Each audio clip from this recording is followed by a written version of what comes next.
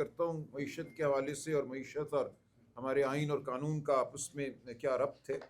देखिए, मेरे सामने कुछ नंबर हैं जो आज ही मैंने हासिल किए बाज़ार भेज के कुछ दोस्तों को, और जो आज से 2.5-3 साल पहले नंबर थे, उनका मुकाबला कर लेते हैं। देखिए, मार्च 2022 में आटा 60 रुपये फ़ी किलो था, आज 100 रुपये फ़ी किलो है। चावल बासमती 150 रुपये फ़ी किलो, आज 240 रुपये फ़ी किलो।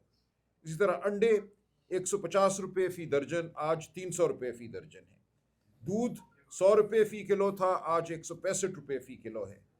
घी 350 रुपये फ़ी किलो था, आज 550 रुपये फ़ी किलो है। चीनी 90 रुपये फ़ी किलो से 160 रुपये फ़ी किलो है।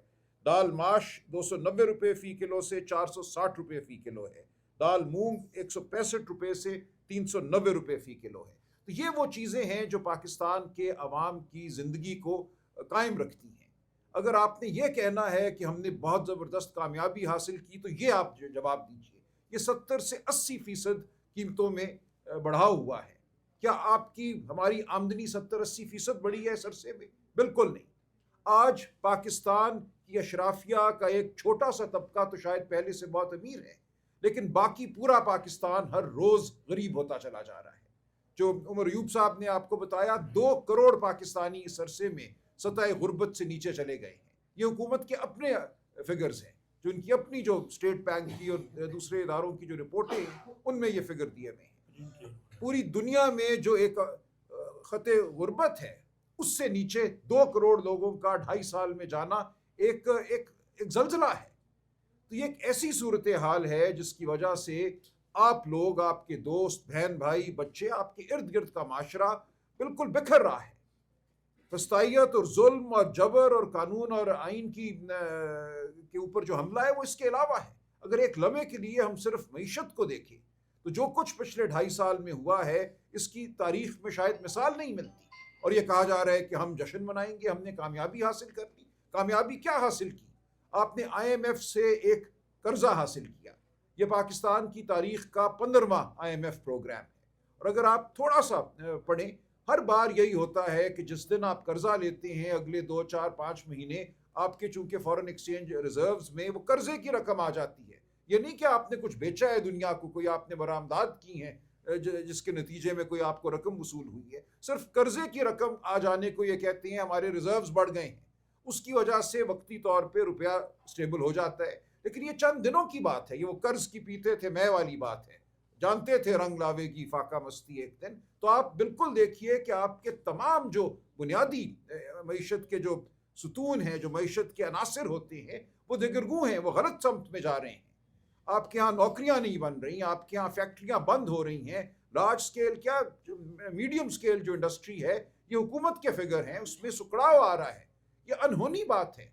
सवाल ये किया जाता है कि क्या मईशत पिछले साल 10% बढ़ी या 8% बढ़ी? भारत में ये बहस हो रही है कि हम 8% बढ़ेंगे इस साल या 10%। हम यह बहस कर रहे हैं कि हम -1% कम हुए हैं या -1.5% कम हुए हैं। तो एक सुकड़ती हुई मईशत में शादियाने बजाना तो गरीब की जो गुर्बत है और गरीब की जो बदहाली है, उस पर तमस्खर उड़ाना है। तो ये है वो फिगर जो आपको जहन में रखने चाहिए। इसी तरह आप ये देखिए कि जो आपका बड़ा माशी एक पस मंज़र है या पेश मंज़र है, उसमें क्या हो रहा है? चीन ने ऐलान किया है, ना सिर्फ ऐलान किया है, चीन से मशरक़ ये सेंट्रल एशिया से होती हुई 1350 किलोमीटर की ट्रेन लाइन मुकम्मल होने को है ईरान तक, और चाबहार तक वो जाएगी। पाकिस्तान जो इस उम्मीद पे बैठा था कि गवादर और चीन का एक रब्त पैदा होगा और यहाँ बहुत माल यहाँ से जाएगा, दरामदाद आएंगी, बरामदाद होंगी और हमें कोई रेवेन्यू मिलेगा, रॉयल्टीज़ मिलेंगी, वो सब कुछ तो अब एक ख्वाब नज़र आ रहा है। 2 बड़ी ट्रेन लाइंस हैं जो चीन बना रहा है इस वक्त। एक चीन से चाबहार तक, ताजिकिस्तान, उज़्बेकिस्तान, वहाँ से होते हुए ईरान में दाखिल होकर चाबहार तक वो जाएंगे और जा रहे हैं। ये शुरू होने वाली है, 2025 में ये ट्रेन लाइन शुरू हो जाएगी। और दूसरी जो है वाखान कॉरिडोर जिसको कहती हैं, जो अफगानिस्तान का हिस्सा चीन से मिलता है, उससे एक और ट्रेन लाइन का ऐलान हो चुका है। सो अफगानिस्तान का बराह रास्त ताल्लुक चीन से, ईरान का चाबहार का बराह रास्त ताल्लुक चीन से, ये सब कुछ पिछले 1.5-2 साल में हुआ है। तो कहाँ थी हमारी खारजा पॉलिसी? हम क्या कर रहे थे इसमें अपनी अपनी मईशत के हवाले से? तो जिस हवाले से भी हम मईशत को देखें, हमें नज़र ये आता है कि कर्ज लेने को एक बहुत बड़ा कारनामा समझा गया है, कर्ज की बुनियाद पे शादियाने बजाए जा रही हैं। लेकिन इसके अलावा बाकी जो तमाम मामला थे, जो तनख्वाहदार तबके पे टैक्स है, पिछले 2.5 साल में तनख्वाहदार तबके पर टैक्स 40 से 50% बढ़ चुका है। सेल्स टैक्स, जो कि वो टैक्स है जिसको आप, मैं, एक अरबपति भी और एक कम आमदन वाला शख्स जिसने टूथपेस्ट खरीदना है, वो एक ही टैक्स देता है। इसको रिग्रेसिव टैक्स कहा जाता है। दुनिया का सबसे रिग्रेसिव टैक्स सेल्स टैक्स है, यानी कि ये वो बोझ डालता है गरीब पर जो कि अमीर पे डालता है। टैक्सेशन का निज़ाम वो समझा जाता है अदल पर मबनी, जो गरीब पर कम बोझ डाले और अमीर पर ज़्यादा बोझ डाले। हमारा जो निज़ाम है टैक्स का, वो गरीब पर ज़्यादा बोझ डाल रहा है और अमीर को छूट दे रहा है। और इसमें गहराई पैदा हुई है, इस निज़ाम को बढ़ाया है इन्होंने पिछले 2.5 साल में। कोई एक ऐसी तब्दीली बुनियादी नौयत की नहीं हुई जिसको हम कहें कि ये गरीब परवर थी, ये गरीब के लिए की गई है। तमाम तब्दीलियां ऐसी हैं जिनका मकसद सिर्फ ये है कि उमरा को बचाओ और गरीब और मुतवसत तबके से जो निचोड़ सकते हो वो निचोड़ दो। ये है पैगाम जो आपको अपने दिलो दिमाग में लेकर जाना है, और पाकिस्तान के अवाम की तकदीर जो है वो इन बातों से मुंसलिक है। एक मिनट। इसके साथ साथ इस अरसे में हमने देखा जो कुछ हुआ 9 मई को, उसके बाद जो कुछ हुआ फरवरी के इलेक्शन में और 26 नवंबर, मुकम्मल एक जलगार है पाकिस्तान की जमहूरियत पर, पाकिस्तान में शराफत पर। मैं बार बार ये कहता हूँ, कानून, बुनियादी हुकूक, इनका मकसद क्या है? इनका मकसद होता है एहतराम आदमियत, चादर चार दीवारी का एहतराम। ये कोई कानून एक किताब में लिखी हुई तहरीर नहीं है। कानून वो है जो हमारी जिंदगियां हैं, ये वो शराफत है जिसके सहारे हम जीना चाहते हैं। हम पर एक हमला हुआ है इस कौम पर, आपके वोट को छीना गया, आपके घरों पे हमले हुए, आपकी बेटियां बीवियां कोई महफूज नहीं रही। ये चौधरी एजाज साहब मेरे साथ बैठे हैं, इनकी बेगम साहबा की बिप्ता हमने सुनी थी। जो जुल्म इनके ऊपर हुआ है वो बयान भी नहीं किया जा सकता, और इन जैसे हजारों और घर हैं।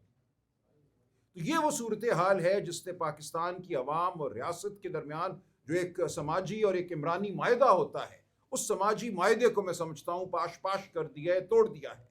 इसीलिए लोग मुल्क छोड़ कर जा रहे हैं, लोग बददिल हैं। कौन यहाँ पे अपना अगला 30-40 साल करियर देखता है? आज 20-22 साल का बच्चा, हर एक के ज़हन में यही होता है कि आज नहीं, कल नहीं, परसों नहीं, मैं निकल जाऊंगा, मैं ऑस्ट्रेलिया चला जाऊंगा, मैं कनाडा चला जाऊंगा, मैं ग्रीस पहुंच जाऊंगा, इटली पहुंच जाऊंगा। मेरी ज़िंदगी का ताल्लुक जो है, जो रब्त है, वो इस खत्ते से नहीं, इस धरती से नहीं, वो कहीं और होगा। इसकी बड़ी वजह यही है कि आप पर जुल्म हुआ है, हम पर जुल्म हुआ है। हमारे साथ जो रियासत का ताल्लुक था उसको तोड़ दिया गया है। तो ये है वो सूरत हाल जो मईशत और कानून और आइन और शराफत को जोड़ती है।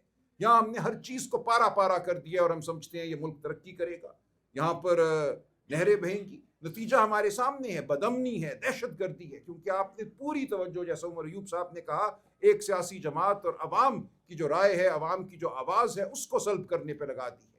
यहाँ पे एक फ़ोन मैं करता हूँ किसी को, अगर उसमें कोई बात हो जाए जो नागवार गुजरती है, रात 30 बंदे उस घर पे हमला कर देते हैं।